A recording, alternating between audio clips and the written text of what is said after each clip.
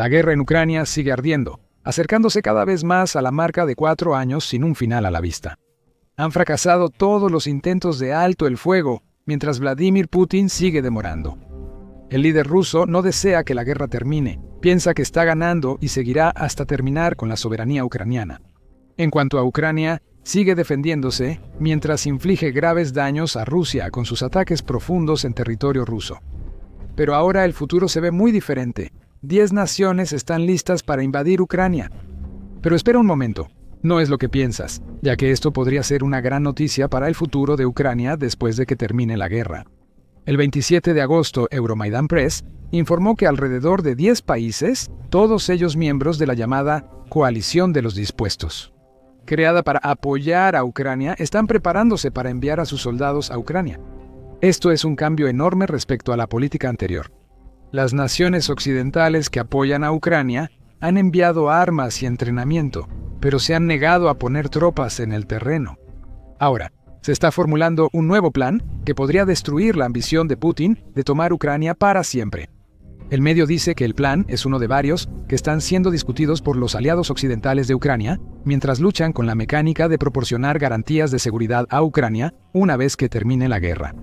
Ese plan, dice Euromaidan Press, involucrará 3 capas de defensa que implican que Ucrania y sus socios occidentales trabajen juntos para asegurar que nada como la invasión de Putin en febrero de 2022 pueda volver a suceder.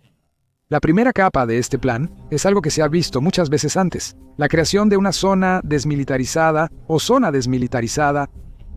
Según el Comité Internacional de la Cruz Roja, una zona desmilitarizada es un área entre 2 países, acordada entre los países involucrados en una guerra, que no puede ser ocupada con fines militares. Piénsalo como una zona de amortiguamiento y sistema de alerta temprana si un país se vuelve agresivo. Para continuar una guerra, una de las 2 naciones tendría que cruzar la zona desmilitarizada, lo que le daría a la otra parte suficiente tiempo para prepararse y reanudar la lucha, mientras atrae la condena internacional en el proceso. El ejemplo más conocido de una zona desmilitarizada moderna es la frontera entre Corea del Norte y Corea del Sur, siguiendo la línea establecida tras la Segunda Guerra Mundial. Esta zona desmilitarizada se extiende unas 150 millas por la península de Corea. También enfrenta más problemas de lo esperado, pues acciones militares de ojo por ojo suelen darse en esta zona desmilitarizada. Tan recientemente como el 23 de agosto, la British Broadcasting Corporation informó que soldados surcoreanos se vieron obligados a disparar tiros de advertencia a sus contrapartes norcoreanas. Cuando las tropas norcoreanas cruzaron brevemente la zona desmilitarizada que separa ambos estados, finalmente regresaron a su lado de la línea. Este incidente muestra que las zonas desmilitarizadas suelen ser lugares tensos con frecuentes enfrentamientos entre tropas de ambos bandos. Para Rusia y Ucrania, una zona desmilitarizada debería ser mucho mayor que la de Corea. La frontera entre ambos países mide 1.426 millas, por lo que una zona desmilitarizada tendría que ser muy grande y necesitaría muchas tropas de ambos lados para vigilarla. Ucrania también estará atenta a Bielorrusia, que Putin usó como base para su invasión inicial. La frontera entre Ucrania y Bielorrusia mide unas 673 millas y, según el sitio oficial de Ucrania, ya cuenta con alambre de púas y defensas similares. Probablemente Ucrania también busque una zona desmilitarizada con Bielorrusia. Eso significa un compromiso de suficientes tropas para vigilar más de 2.000 millas de territorio fronterizo si esta primera capa de defensa va a convertirse en realidad. Curiosamente, la zona desmilitarizada entre Rusia y Ucrania podría no ser como una zona desmilitarizada tradicional. En lugar de estar ocupada por soldados de Rusia y Ucrania en sus respectivos lados, esta primera capa podría estar controlada por fuerzas de paz de un tercer país, dice Euromaidan Press. No se ha especificado qué país sería, y tanto Rusia como Ucrania tendrían que ponerse de acuerdo sobre quién proporciona las tropas que se interponen entre ellos. Eso podría ser un problema, pero la idea de una zona desmilitarizada neutral es sólida. Esto nos lleva a la segunda capa, Ucrania. Las fuerzas ucranianas armadas y entrenadas por la OTAN serían la segunda línea de defensa de Ucrania. Esto significa que Ucrania conservaría las fuerzas armadas que ha creado para luchar contra Rusia. Esta segunda capa podría ser un gran problema para Putin.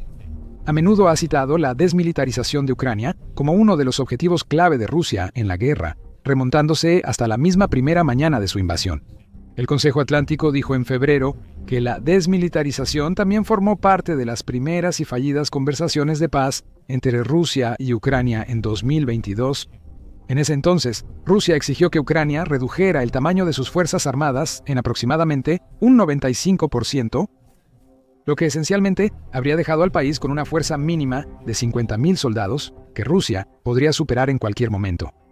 Obviamente, Ucrania dijo que no. La segunda línea de defensa propuesta contradice a Putin al sugerir que Ucrania tenga un ejército permanente, grande y occidentalizado. La coalición de los dispuestos afirma que el apoyo actual de sus miembros a Ucrania deberá mantenerse en su nuevo plan. En cuanto al entrenamiento, las fuerzas de Ucrania ya están recibiendo mucha ayuda de Occidente a través de un programa liderado por el Reino Unido llamado Operación Interflex. Ese programa cumplió su tercer aniversario en junio y hasta ahora ha sido responsable de entrenar a más de 56.000 soldados ucranianos. Este programa puede verse como un precursor de la coalición de los dispuestos, pues el entrenamiento implica que el Reino Unido colabore con 13 naciones asociadas. Eso asegura que las tropas de Ucrania sean capaces de usar las armas que Occidente les proporciona. La segunda fase del nuevo plan de defensa de la coalición probablemente expandirá la operación. El Reino Unido colabora con Australia, Dinamarca, Finlandia, Albania, Estonia, Kosovo, Lituania, Rumania, Noruega, Suecia, Canadá, Países Bajos y Nueva Zelanda para brindar entrenamiento. Este programa podría crecer considerablemente durante tiempos de paz, quizás convirtiéndose en una especie de academia a través de la cual las tropas de Ucrania se integren aún más en la forma de guerra de la OTAN. A Putin no le gustaría eso. Tendría que quedarse de brazos cruzados viendo cómo la OTAN refuerza su influencia en la cultura militar de Ucrania. Ese es precisamente el escenario que él quería evitar con sus exigencias de desmilitarización. Así que considera esta segunda capa como una reprimenda directa a Putin. Rusia puede querer desarmar a Ucrania. La coalición de los dispuestos se asegurará de que eso no suceda, garantizando que el propio ejército de Ucrania siga siendo lo suficientemente fuerte como para defender al país contra Rusia. Si Putin ordena cruzar la zona desmilitarizada, las dos primeras capas de defensa cubren la amenaza inmediata rusa. Una zona desmilitarizada funciona como alerta temprana. El constante armamento y entrenamiento del ejército ucraniano garantiza que, tras negociarse la paz, Ucrania pueda responder rápidamente en el frente si la guerra vuelve a estallar. Luego está la tercera línea de defensa. Aquí es donde ocurre la invasión por parte de 10 naciones. Según Euromaidan Press, esta tercera línea implicaría el despliegue de fuerzas europeas más adentro de Ucrania. Con el apoyo logístico proporcionado a este despliegue por parte de Estados Unidos, el Reino Unido encabezaría este despliegue, según dice el medio, ya que el país ya ha sugerido enviar Eurofighter Typhoon a Ucrania, junto con una brigada de hasta 5.000 efectivos militares. Esos soldados tendrían dos propósitos. Primero, podrían apoyar la segunda línea de defensa proporcionando entrenamiento continuo a las fuerzas de Ucrania. En segundo lugar, esas tropas significarían que la OTAN ofrece una presencia constante dentro de Ucrania para servir como elemento disuasorio contra Rusia. La tercera capa de defensa podría servir para introducir las protecciones del artículo 5 de la OTAN por la puerta trasera. Como uno de los requisitos de Rusia para la paz es que Ucrania no entre a la OTAN, piénsalo así. Si Rusia ataca a Ucrania y llega a matar a miembros de la Fuerza de Paz Europea, eso podría considerarse un ataque directo contra la nación que desplegó a esas tropas. Eso podría activar el artículo 5, tal vez sí, tal vez no. El solo hecho de plantear esa pregunta podría bastar para disuadir a Rusia de una segunda invasión. ¿Y si Putin cree que dos capas de defensa no bastan para detenerlo? No está 100% claro qué países proporcionarán las tropas para esta tercera capa. Euromaidan Press menciona nombres como Reino Unido, Canadá, Francia y Australia. Todos podrían enviar tropas al oeste de Ucrania, según dice, y es notable que 3 de esas 4 naciones ya forman parte de la Operación Interflex. El mismo medio dice que el presidente de la República Checa, Petr Pavel, ya ha dicho que soldados de su país podrían formar parte de las fuerzas de paz en Ucrania. Lituania afirmó estar lista para enviar soldados a Ucrania. Y, Tienes que imaginar que las otras dos naciones bálticas, Estonia y Letonia, están dispuestas a hacer lo mismo. En total, según informa Euromaidan Press, alrededor de 10 países están dispuestos a contribuir a esta tercera capa de defensa, y Ucrania ciertamente parece estar contenta con esta idea. El jefe de la oficina del presidente de Ucrania, Andrei Yermak, ya ha elogiado este nuevo plan, señalando que ofrecerá a Ucrania una combinación de apoyo militar, económico y político tras la guerra en Ucrania. Además, señala que el sistema de defensa de 3 capas representa un cambio importante respecto a la dirección que tenía la situación apenas la primavera pasada. De hecho, la última reunión en la Casa Blanca se ha convertido en un punto de inflexión en varios aspectos. Aclaró pasos como definir las garantías de seguridad y conseguir armas estadounidenses para Ucrania mediante instrumentos financieros europeos. El Financial Times lo mencionó. Sobre Estados Unidos, esto nos lleva al papel de América en este nuevo plan de seguridad liderado por 3 partes. Lo que sí se sabe es que las tropas estadounidenses no entrarán en Ucrania. Donald Trump lo dejó claro tras su reunión en agosto en la Casa Blanca con el presidente ucraniano Vladimir Zelensky. Luego dijo, en temas de seguridad, los europeos están dispuestos a enviar personal al terreno. Estamos dispuestos a ayudarlos con cosas, especialmente probablemente por aire. Trump no aclaró a qué se refería en ese momento. Ahora el papel de Estados Unidos parece más claro. El Financial Times informa que Estados Unidos dará inteligencia y supervisión en el campo de batalla como parte de la nueva estrategia por capas. Eso significará que participe en un escudo de defensa aérea europeo para Ucrania, según el medio. Aquí es cuando el Reino Unido menciona el envío de Eurofighter Typhoon a Ucrania. Estos aviones de combate son de origen claramente europeo y tienen una potencia aérea impresionante. Son capaces de alcanzar velocidades de hasta 1.550 millas por hora y tienen un alcance de aproximadamente 1.800 millas. Estos aviones son ideales para patrullar los cielos de Ucrania y ofrecer una respuesta rápida a cualquier amenaza aérea que Rusia pueda presentar. Sin embargo, al igual que prácticamente todos los aviones de combate en la infraestructura de la OTAN, dependen de la inteligencia estadounidense para alcanzar su máximo potencial. Ese será el papel de Estados Unidos en la nueva estrategia de defensa.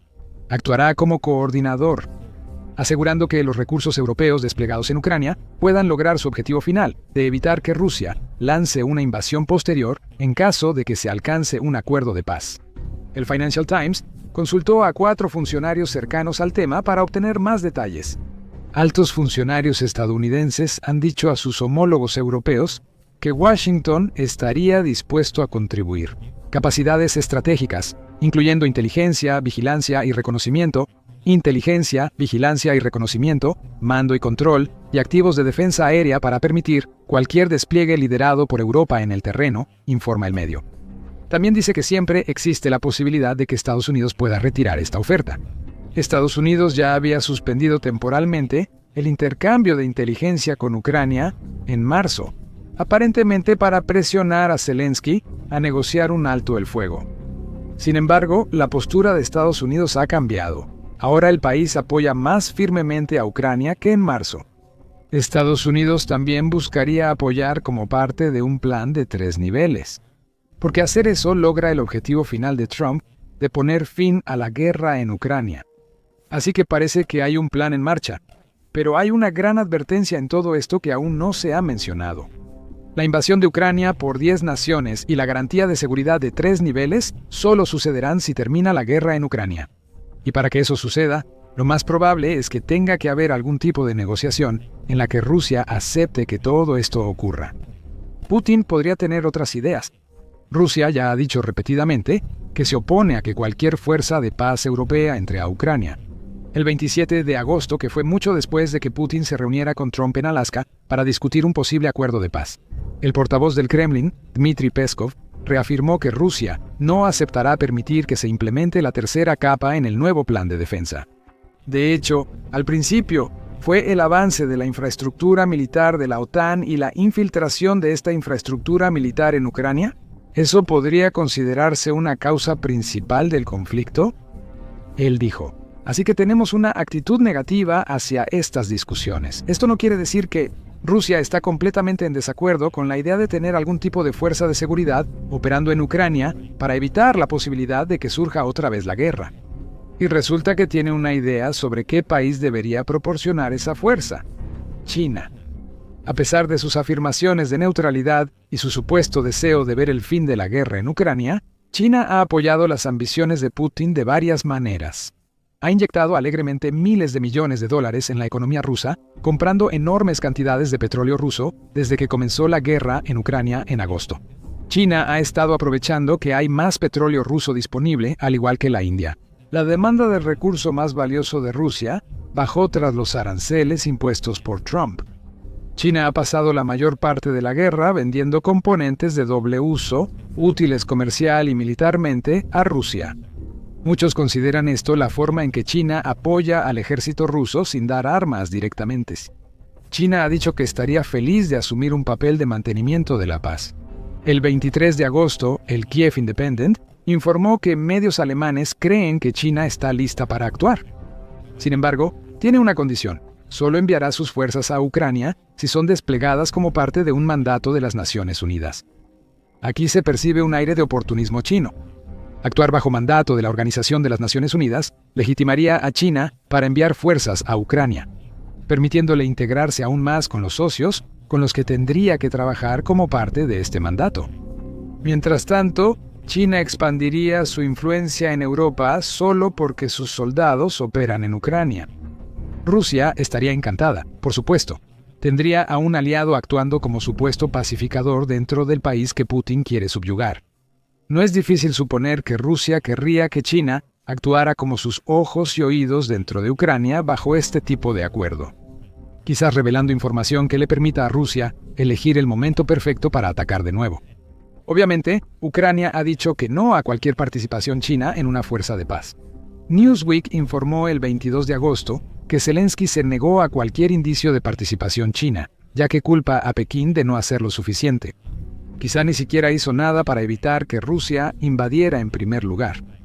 Además, afirma que China ha apoyado a Rusia en toda la guerra, permitiéndole acceder al mercado de drones, probablemente refiriéndose a la venta de componentes de doble uso para fabricar drones.